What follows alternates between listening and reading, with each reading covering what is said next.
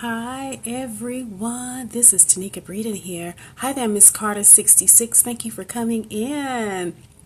Everyone come on in. Please do share and invite your followers. A Rock ROCC, thank you for coming in. Yes, let me go ahead and flip this camera. Hi there, everyone. Hello, Pastor Mac, Fish Legend 35. Interesting name. God bless you all. I'm Tanika Breeden, author, speaker, certified Christian life coach, and I'm all about helping people get out of dead-end relationships. Hi there, Cheryl. I saw Beverly. Yes, on a Thursday evening. Yes, I'm trying to do it every day. Hey, Denise D7450. Haven't seen you in a while. Yes, Cheryl. Hey there. Come on in, people. California's in the house. Yes. How is everyone doing today? Spiced Virtue, thank you for coming in. You know the deal, people. Come on, swipe and invite. Hey there, Fiat. God bless you, lady. Yes, invite your followers. Let's get in this. I'm going to have to get off quick, so I'm going to try to roll fast tonight. You guys, there we go. Sweet. Hey there. Hey girl, hey.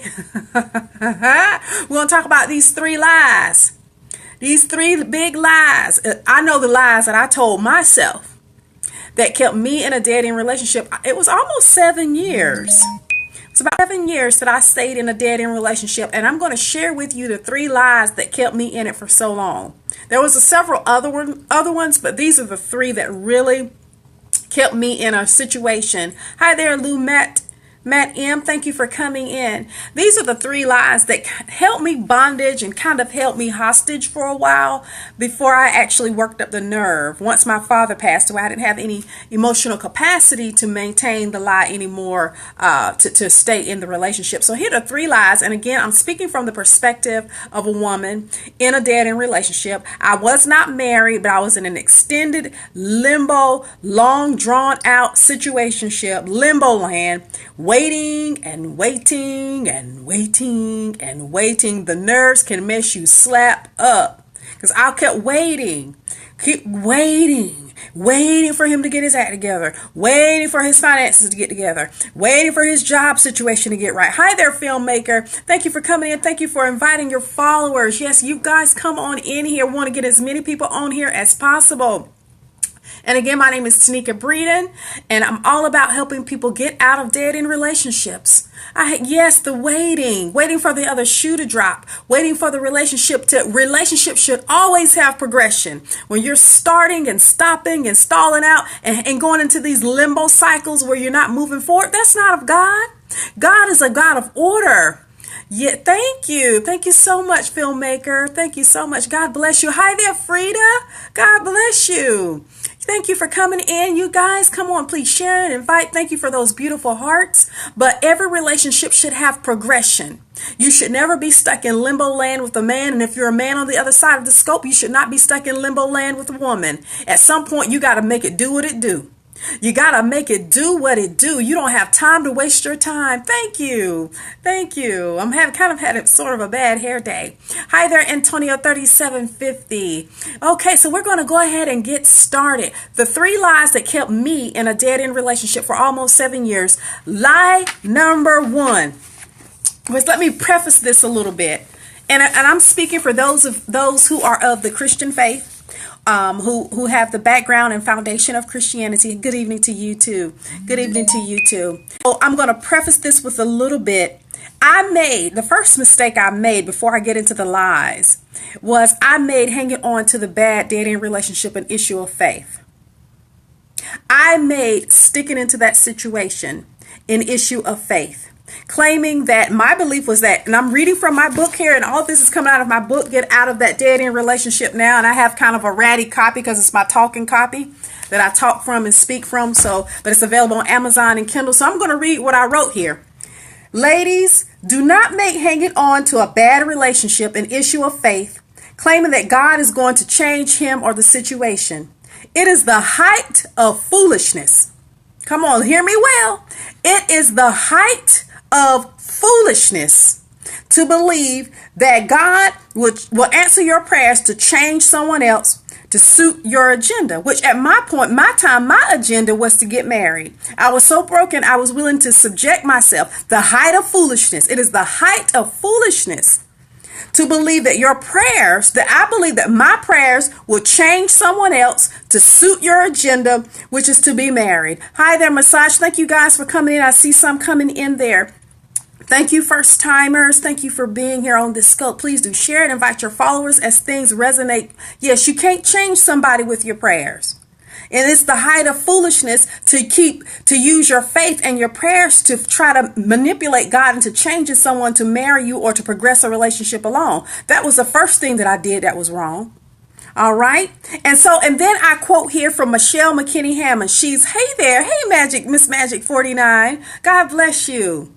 God bless you. So listen at this quote here, and then I'm going to go straight into, yes, free will choice. And we're going to get into that because that's one of the third lies. Before I get into the 3 lies, I'm going to read this quote.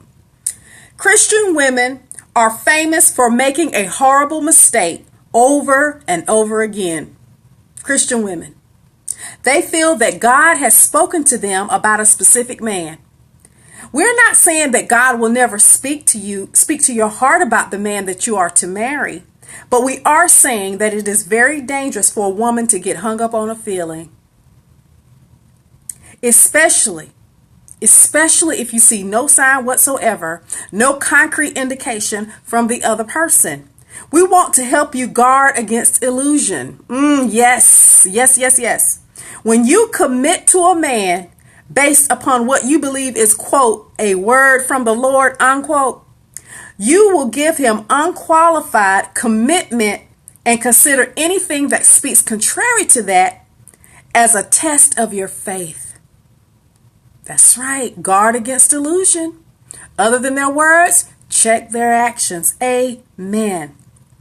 So we make it an issue of faith. We believe that God gave us a word about a specific man. And so anything that's otherwise, especially if you see no sign from the other person, hey there, Nene 104. When you don't see any indication from that man and you're standing in faith and you're believing God and you're calling those things that be not as though they already are, that you've given commitment. And see, you're considering anything that's opposite of what you're seeing as a test of faith. You cannot afford to hanging on to a bad situation and believing that your prayers are going to change someone to suit your agenda and making it an issue of faith. Hey there, Rashonda. Thank you for coming in, Woman Speaking Life. And I have another quote here, and I'm going to get into the lies. A person, and this is by Natalie Lou in Mr. Unavailable and Fallback Girl. She says, a person is not just about, yes, it's witchcraft. You're absolutely right. That's right, Massage by Antoinette. A person isn't just about the beginning of the relationship. And in actual fact, they're just not about the good times. So you need to see them as a whole and the whole relationship in context. So she writes here, I've had women ask me, why can't he go back to the guy he was when we first met? We've been together 7.5 years. The first 6 months were great.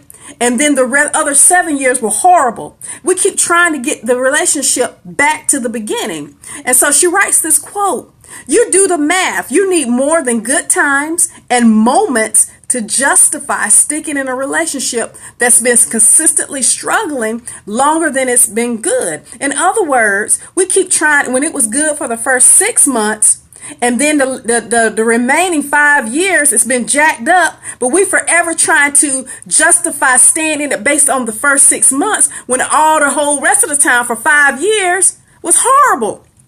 Yes. And so the first lie that we believe, and again, you believe these lies at your own risk, but you're believing them at the risk of putting your life on hold to be married, putting your life on hold, staying in a perpetual state of limbo, which drove me almost bat crazy. Waiting and waiting. I'm waiting for this man to marry me. I about lost my natural mind.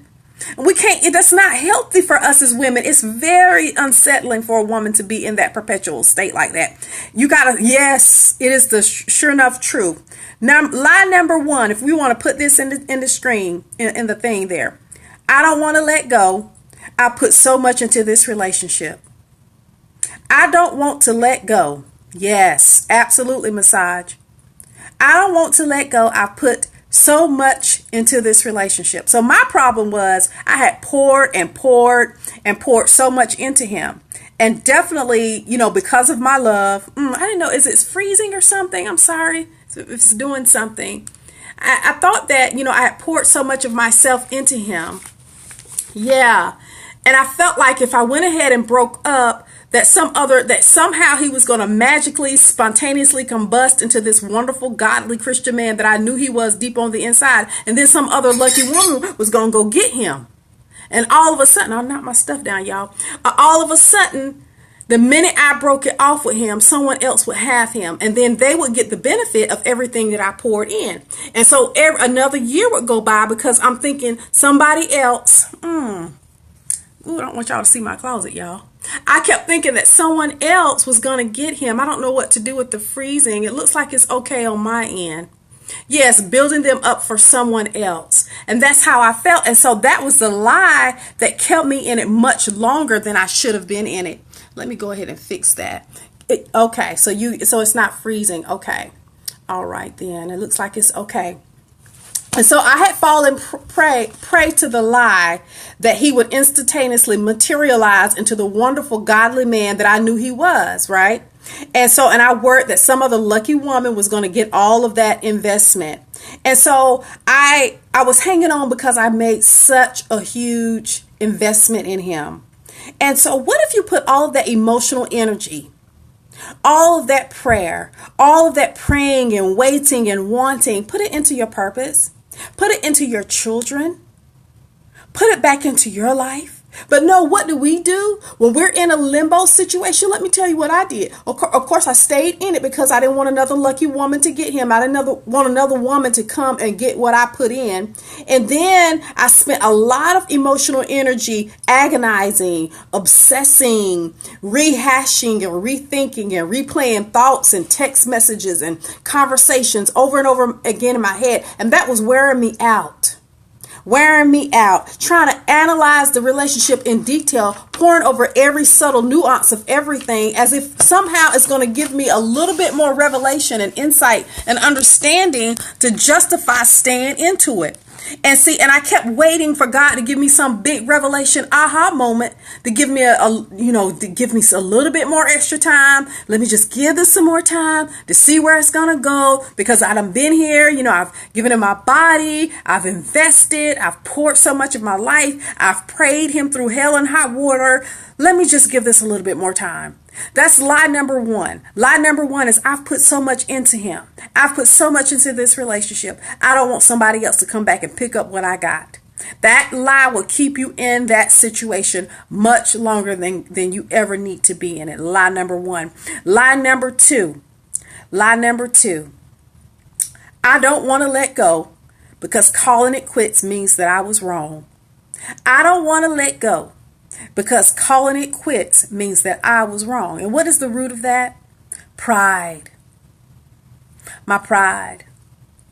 I had been walking around with an engagement ring on forever. And I had been telling, yeah, we're going to get married. Yeah, everything is okay. And people already know something's not right. But to me, yeah, I wanted to keep hanging on because I wanted to prove everybody wrong. I wanted them to see us ride off into the sunset. I wanted to hang on in faith and just believe that God was going to somehow answer these prayers and it was going to change. And I was, again, yes, I don't want to let go because calling it quits would mean that I was wrong. And it was my pride that kept me in it much longer than I needed to be in it. Because then everybody would see that, yeah, that's right. So we're too proud to admit that we were wrong. And let me read from my book here. We do not want to admit that maybe we didn't really hear from God, but rather from our own emotions. Hi there, Osazi. Thank you for coming in. So the thing is at 9 o'clock for me on Eastern time. So thank you for coming in. Don't let me run out of time. Hope you're doing well. Good evening. We do not want to admit that we didn't hear from God, but from our own emotions, hormones, unmet needs, desires, and brokenness. Lie number two, calling it quits means that I got to swallow my pride. Lie number two is I got to admit that I was wrong about this thing. that I didn't hear from God, that I stayed strung out in this hot mess all of this time. And it was me and my unmet needs and my brokenness and my hormones and my unhealed self that kept me in this situation. And if everybody saw, and everybody already sees, and I'm not fooling anyone, but it took a lot of pride. But what really broke me was when my father passed, when my daddy passed, and I was already on my last string. Yes. And see, I was embarrassed. My situation was, he had actually asked my father for my hand in marriage. I had a ring. I left my home church because I thought that we were going to go and be in ministry together. Yeah. And so they sent me off with a blessing. And here I am 5 years later, still walking around with that ring on my hand. And we haven't done anything. I was so embarrassed. I would try to avoid people from the old church. So literally for me, calling it quits would mean that I was wrong. I didn't want to see anybody. Hey, why did y'all mad? I thought you left again. I didn't want to see anyone in Walmart. I didn't want to go to Food Lion. It was humiliating. So for me, calling it quits really was an embarrassment to admit that I was wrong, that I didn't hear from God. That it was just me and my own mess. And so that was the last straw for me. And I finally had decided within myself, I don't care how embarrassed I am. I don't care what anybody thinks. I just want peace, because I didn't have the emotional capacity with the grief of my father. And then this relationship situation, I didn't have it in me to keep pretending anymore because it hurt too bad. And so something had to end. So I finally came to the end of myself and I began to surrender the pride. Lie number 2, calling it, I don't want to let go, because calling it quits means that I was wrong. Yes, that's right. It was not of God. That's right. And so what I did, about 6 months prior to ending it, I stayed in a lot of prayer. I got really close to God and I asked God, God, give me the strength to get out. And I began to hear from him. And I began to actually, I began to sense more when he was lying to me. And I remember real clear one day, I was riding home from work and he called. And I just knew in his voice tone that it was kind of a snarky tone. And I knew he was lying to me. And then about an hour after that phone call, my sister just calls me out of the blue. My sister, she called me. She said, Tanika, I just feel like I just really need to tell you that he does not love you. I don't know why I just had to call to tell you that, but I just want you to get out of that so bad. And this was about an hour after I got off the phone with him, and I felt like he was lying to me. And you see how God works? He confirms when you're really when you are really, really, really, really ready to let go of your pride, really, really, really ready to let go of the foolishness. He will answer your prayers. When you surrender your illusion, surrender the fantasy. And so, yes, it was God. And it was just a random. My sister doesn't call every day, every 5 minutes, but she called that day and she was just so like, he does not love you. Please end it. I didn't need any more confirmation. I didn't need a prophetic word. I didn't need trumpet blast. I didn't need an angelic visitation. That was it for me. I was ready and I did it the next day. So that's lie number 2. I don't want to let it go. Calling it quits means I was wrong. I got to swallow my pride. Surrender the fantasy. That's right. If you haven't shared and invited your followers, please do so, because there are lots of women that are in situations where that is not God's best for them, and they need to be delivered from the illusion. They have to swallow their pride, and they got to surrender. Surrender to the season of letting go of that situation. Surrender to the season of what God has called them to do. Hi there, Clinton. Thank you for coming in. Lie number 3. Lie number 3, I don't want to let go. I thought I was the exception. Now, this was a big one for me. I didn't want to let go because I thought that I was the one exceptional woman that somehow or another this man would change for. And it was a big illusion. It was also another aspect of pride. It's also it's very prideful to think. It's very prideful to think that you're so special. A person has to change within themselves on their own. And no woman can do that. She can have an influence, But that's something that a man has to do within his own. Yes. Yes, I thought I was special. Let me read what I wrote here in my book. We are, let's see. We are all exceptional and special to God. Yes, it's arrogant. Each one of us is unique, fearfully and wonderfully made. There is no one else on earth like you. However, that's a big however. You are not the exception when it comes to the basic nature of men and relationships. This is an incredibly tough and hard pill to swallow. It hurts our feelings to think that we cannot be such a powerful, profound influence on a man such that he will come running to us on bended knee about how right and good we are, and he's ready to commit and change for us. Sure, there are cases where this has happened, but the reality is that it's quite rare. We want, listen here, hear me well. We want to take the hard, rocky road of fixing, healing, and changing someone instead of simply holding out for the one who's already whole and ready to be in a relationship. Most people don't want change as bad as they say. Yep. I hear what you're saying. Why is it so hard to wait for someone who is right and ready? Why can't we just wait for somebody that's wholehearted, that's right, and that's ready for a relationship? It's because we think that we're the exceptional person that can handle it. I can handle this. No, you can't. Because if you could, you wouldn't be miserable. Because we're impatient and we think we can take a little bit and he just need a little bit of work and I make him my project and God will bless this mess. No, he won't. You're going to be struggling. And see, listen to this and hear me, and this is the last part of this. A man must have the basic character already in place. He must be emotionally and spiritually available for a healthy relationship. Hear me, emotionally and spiritually available for a healthy relationship for you to have one with him. Right? If he don't have it in place, no matter how much you pray, no matter how much of an exceptional, wonderful, godly, whole, healed, wonderful, beautiful, spiritual woman of God, if he doesn't have the basic character in place, if he's not emotionally and spiritually available for a relationship, a healthy relationship, you won't have a healthy one with him.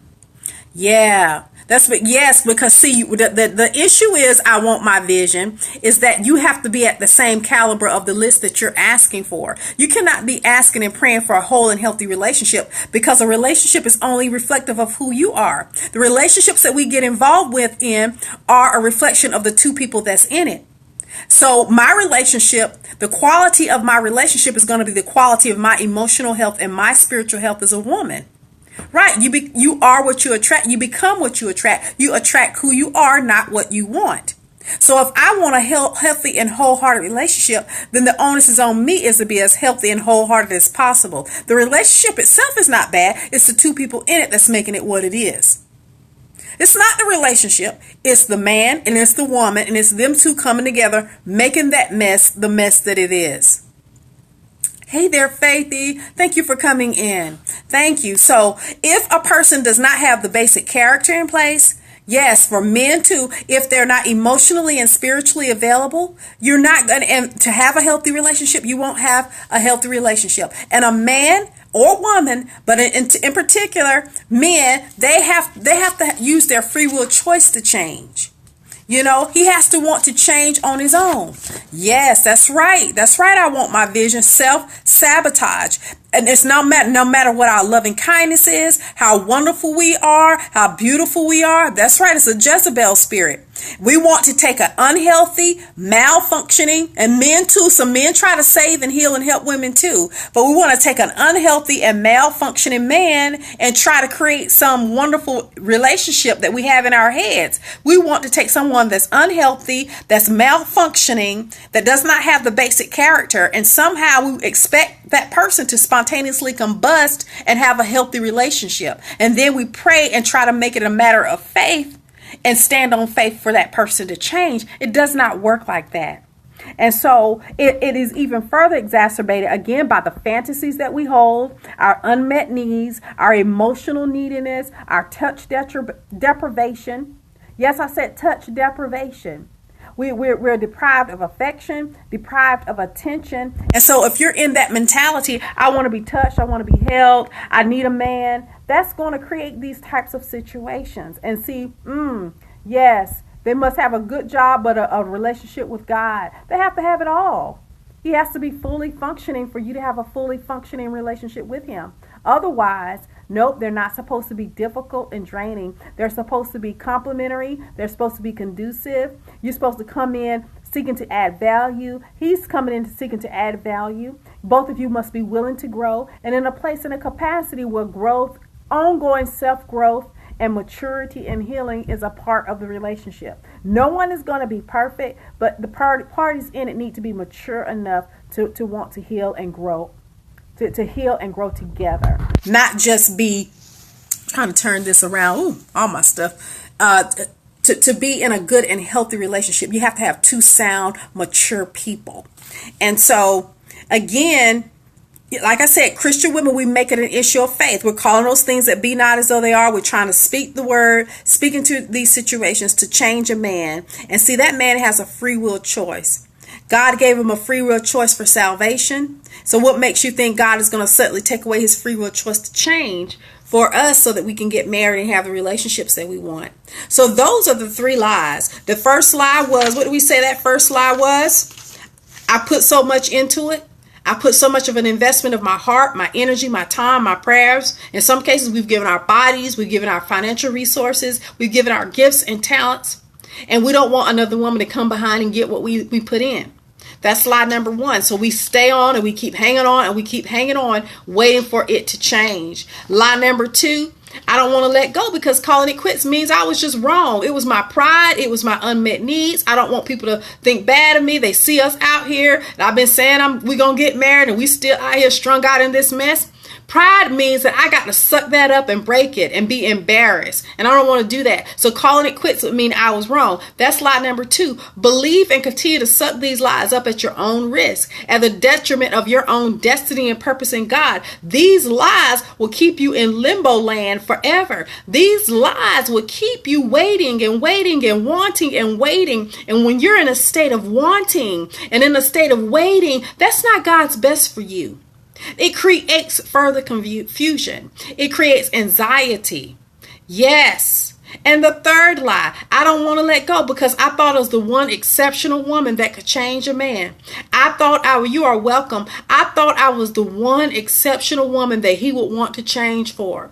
I think that with all my loving kindness, my prayers, my beauty, my godliness, my holiness, that he would just come on bended knee and just be ready to change for me.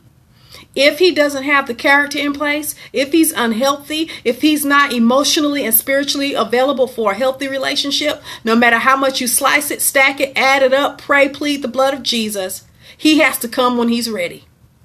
He has to have it in place for you to have one with him. Yes, building your self-esteem and self-confidence is key for powerful, productive, and healthy relationships. Those are the three lies that women tend to believe. Those were the three lies that kept me in bondage in an unhealthy situation for almost 7 years. I was waiting and wanting. I was in a state of confusion. I was in a state of anxiety. Yes, if he did, he's not a man of God. He's not a brother in Christ. He's broken. That's right. That's right. And see, only broken people will accept brokenness. It's all of us are responsible for our own healing process and our own growth process. And a lot of times we use relationships, and you can check out some of my other scopes. So I strongly encourage you, those of you who have not, I'm gone through and looked at my other scopes, but look at some of the older ones. Make an appointment with your pain. Look at pigs, parasites, projects, and there's a few other ones. Pigs, parasites, projects, and placeholders. When we're broken, we just use relationships as band-aids to cover our pain. And all we do is get in relationship after relationship. We rebound and keep going to the next person. We never really and truly heal. And that is what keeps the self-esteem and the confidence low, because we're not healing from the inside out. It takes awareness. It takes courage to get real and to be healed. That's what my Twitter handle is. That is my Periscope handle, because that's what it takes. If you want to get out of dead end relationships, you got to get real with yourself. And that's part of what I'm talking about. This was my process of getting real. I had to unpack all these lies that I was believing. I believed every lie that I just sat here and talked about. And I had to unpack these lies and expose it with the truth and look at myself in the mirror and say, girl, Tanika, it's time. You got to get out of this. God bless you. Thank you. Yes. Yes. That's right.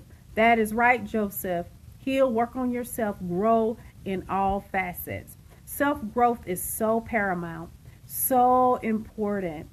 Everything God created grows. If it's not growing, hey there, songbird. If it's not growing, then guess what? It's dying. Everything God created, which includes me and you, is set up for expansion, for growth, for increase and abundance. And if you're not growing and healing and shedding the layers and unpacking the lies, yes, and renewing your mind, then you're going to attract another person in your life that's not growing either. And so to the degree that you unpack lies that you believe, learn how to stand single by yourself. That's right, Joseph. Learn how to be wholehearted. Learn to stand single, because relationships start with one person. Again, thank you. Thank you, all God's word. Thank you. And I hope you've shared. Those of you who have not done so, please do share and invite your followers. If you are not following me, please do follow me. Please do follow me. And going back to the single state, relationships are only as good as you are. Your relationship can only be as good as you are when you go into it. It's only as good as the two people in it. So you're coming into it as single people. And so to the extent that you're healthy and whole single will be the reflection of that relationship. So the relationship is only a function of the people in it. Go back and catch my scope on crumb snatching, how not to be a crumb snatcher and what that looks like. And I just encourage you. And real quickly, I am offering, if you are on the edge of, you're in a relationship and you know that you need to end it. Those of you who are just joining, thank you for coming in. Thank you for coming in. Please do share and invite your followers. And my name is Tanika Breeden. I'm a speaker, certified Christian coach, and author of this book, Get Out of That Dead End Relationship Now. I kind of got it kind of crazy, y'all. Anyway, here's my book, and it's available on Amazon and in Kindle. And I'm all about helping people get out of dead end relationships that no longer serve their destiny, that keep them from God's best in their lives. And I'm offering a class for those of you who are on the edge of ending a relationship. You need clarity, you need the courage, and you need closure on how to get out of it. And so I encourage you, it's June 22nd, a webinar. You can sign up for it at bit.ly/the closure class. Hi there, Jeff Saunders. Thank you for coming in. bit.ly/the closure class. People are signing up left and right. And if you know your relationship situation is just not right, you know you need to end it. You've been praying, you've been struggling, you've been pretending everything is okay, and you're just not quite sure. You need to get in on the class, except this class is for women only. So you've been trying to end your relationship. Sometimes we try to end it and we keep getting caught back up in these rebound situations. We keep getting entangled. We keep getting enmeshed back in. We keep getting caught up in the mix again because of the sexuality, the soul ties, the sex ties. Yes, you got to surrender your fantasy. And so the closure class, bit.ly, the link is in my bio, bit.ly/the closure class. It's all about giving you tools and strategies and getting your mindset right so that you can break up, so that you can end the relationship, feel good about it, have some peace, learn how to handle the hurt, learn how to have some kind of a no contact period. Yes, you're going to probably need some deeper counseling. You've already stepped away, but definitely this is a free class. There's no cost associated with it, but it will probably definitely give you some pointers and tips on healing right so that you don't get caught up in a rebound, because it's really, really easy to get caught up in rebounds. Because any relationship that you get, if you've been married or in a long-term relationship for 15, 20 years, it takes a minute. It takes some time to unpack that and really heal from that. And what people do, because we want attention, we're attracted, we get lonely, we want companionship, we tend to jump out a little bit premature. and will attract the wrong kinds. Yes, when you're living together, those will create different situations. You have to look at all of the ramifications and the implications of ending a relationship. But you also need to look at the long-term side effects when you stay and stay and stay and you're not married to them. It's not going anywhere. You know it's not God's best for your life. What is that doing for your future? What are you? Yes, that's right. That's what it is. Got to call a spade a spade. And so get in on this class so we can talk about the process of cutting these ties, the process of, looking at your life, making that decision. What do you need to do? The steps you need to take, preparing your heart, preparing your mind, being ready to go through that process, the fear that's associated in the process of ending a relationship. Because I had to work through all of that. I was married for 10 years. I've been divorced for a little over 10 years. I was in a dating relationship for during the time after my divorce. And because I didn't heal right, let me tell you what I did. I divorced. We separated. We were separated and divorced for about a year or so. I didn't date. I probably didn't date that for the year and a half. I didn't do anything. So I thought, I made the mistake of thinking, okay, well, I'm in church. I've been serving God. I'm doing the right thing. I'm keep living my life right. I haven't been running out in the streets dating. I've been taking care of my kids. I'm doing what I'm supposed to do. Okay, now it's been a year and a half. I'm good. I'm healed. I know the Lord. I'm ready to date. I got my behind out there. And what did I do? I got strung out in a dead-end relationship. The first man I was with, he wasn't saved. And then I later on got in another dead-end relationship. And the second one was the one that caused this book. You're not healed just because you look cute and feel good and going to church. That it is a process to really unpack why we get in, who you are, and digging deep and getting whole and complete, pure and secure, rooted, grounded, fixed and founded in the love of God, instead of trying to get that out of a man. Really knowing who I am, knowing who God created me to be, my passion, my purpose, understanding my heart issues, the wounds, dealing with the abandonment, the rejection, the pain, and not trying to fill the holes with a man so fast. Who are you? And all I want to do, I didn't want to study books about parenting. I didn't want to study books on passion and purpose and knowing who I was. What did I want to do? I want to run out and buy books on dating and being married, because I thought I was ready. And what did I do? I got myself in a dead-end relationship. bit.ly/the closure class, so that you can get yourself together mentally, emotionally, spiritually, and get ready to end mess that you know is not God's best for you. Hi there, Minister William. Yes, you got to figure it out. It takes time. It really does. And I think one of the mistakes I made too was, I stayed really, really busy and really active in church during that time, during that year and a half. Let me look at my time. I'm not quite sure what time it is. But during that period after my separation, the divorce, I thought that, okay, if I stayed really busy. I was in church from sun up to sundown. I was in there every time the doors open. But what that does is it keeps you so busy and occupied that you're not really facing your pain. And so it gives the illusion that you're healing and that you're doing right. Well, I'm in the church. I'm here. I'm doing this and I'm doing that and I'm serving. No, you're not. That is an illusion, and it's really quite deceptive, actually, because we use our business, we use ministry, we use ripping and busting in the streets. It's all a way to avoid pain.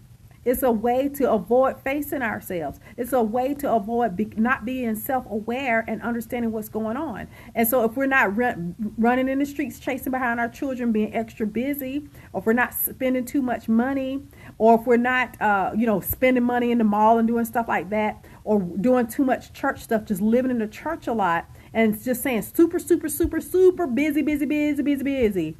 We're not facing our pain. We're not facing our pain. God bless you, all God's word. We're not facing, and that was a mistake that I did. I made that mistake. And it took going through this dead-end relationship for me to realize that. And for God to really begin, once I ended it, some churches are, not every church is like that. Not every church is like that, Joseph.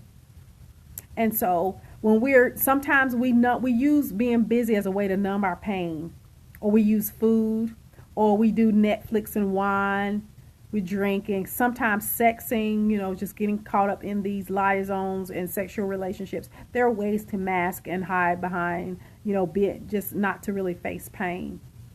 And see, pain doesn't come to stay, pain comes to pass through. When you face the pain, feel it, acknowledge your emotions, then it passes as it should.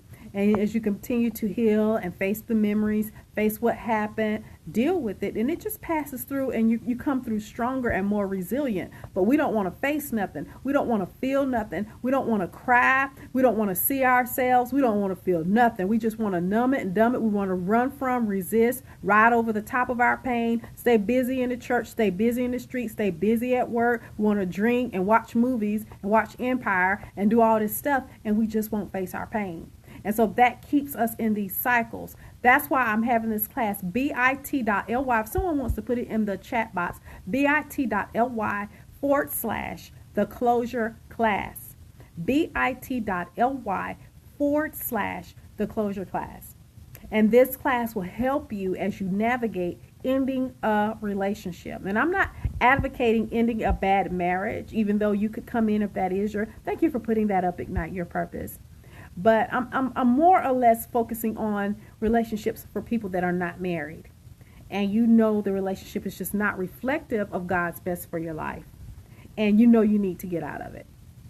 That's what this closure class is for.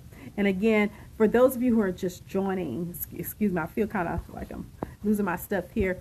For those of you who are just joining, please do catch the top of the replay on this so that you can hear the 3 lies that keep us. And believe these lies at your own risk, because these lies will keep you in a perpetual state of limbo. You've been single 3 years by choice. All right, that's good, brother. Take your time. Don't get caught up. Be discerning. Be wise. It's just not worth it. We have a charge to guard our hearts.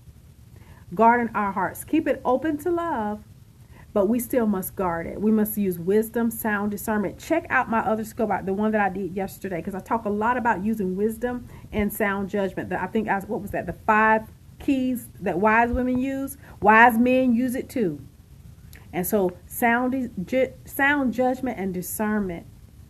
Guarding your heart, but keeping it open to love. And so that's it for this evening, you guys. If you have not followed me, if you've not shared this with your followers, I encourage you to do so. Definitely continue to thank you for those hearts for tapping that screen.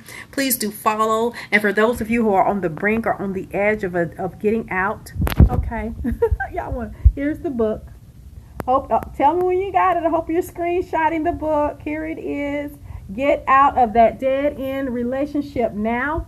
It is available on Amazon in paperback and in Kindle. All right, Joseph, enjoy it, and hopefully you'll find that special person. No, not necessarily. It's open. It's free. It's a webinar. So just come on in. bit.ly/the closure class. And we're just going to talk about strategies, tools, mindset, getting your mind right so that you can break up. No more of these ratchet breakups. No more going back and forth and getting caught up and getting in the mix again. Being single is peaceful. Yeah, it is. Yeah. That's the purpose of a healthy singlehood. And then when you do meet a relationship, you'll be able to discern whether or not, will this person take this piece away? When you've come to a point, and see, this is another scope. When you've come to a point where you got that peace, you're not going to want anybody up in your space that's going to violate or disrupt that peace. When you've come to you've cultivated some sustainable peace in your life, you're not going to want to have some woman in there, Joseph, that's going to mess up your peace. Now, will you? Right. Same for us ladies. If you're a single lady and you've gotten to a point where your heart is healed, you've gotten to a point where there's sustainable peace, you're going to be wise and discerning. Hi there, Doconesses. You want to be wise and discerning about who you allow into your intimate circle of your life, who's going to come to you in an intimate romantic relationship. And so definitely You want to get to the point where you enjoy that sustainable peace that comes from being whole, that comes from being complete. Oh, it'll make you cry. That comes from being whole and complete, pure and secure in who you are in Christ and in God. And I'm definitely enjoying that peace. I'm sorry that it is lagging. I don't know what to do about that. But you guys, I'll be back out here tomorrow. I'm not quite sure what time I'll be back out here. But definitely join the closure class. Yes, when I quit striving, when I quit chasing after a relationship. That's right. That's right. Stop struggling and striving and start receiving and start arriving. Stop struggling and striving. Yes, thank you, Joseph. Please do share and invite your followers and start receiving and arriving. God is not a God of struggle. He's a God of rest. God wants us to just rest in Him. That's been one of my struggles, is learning how to just simply rest in Him and learning how to just simply be. And when you're in that state of sustainable peace, sustainable being, sustainable just resting in God, life is so much better. Yes. And when you're in that spiritual state, that's the type of person that you'll be more likely to attract into your life. Right? That's what you want. That's right. Amen. Thank you guys for those hearts. And I'll be back out here tomorrow. Please do go sign up for the class. If you've not signed up for the class and you need to be in on it, bit.ly/the closure class. You can check out the link on my bio. Follow me on Twitter. If you have not shared this, please do tweet this out, share it, put it on Facebook, whatever. If you're not following me, please do follow. And you guys have a wonderful and blessed evening. God bless you all, and thank you. Bye-bye.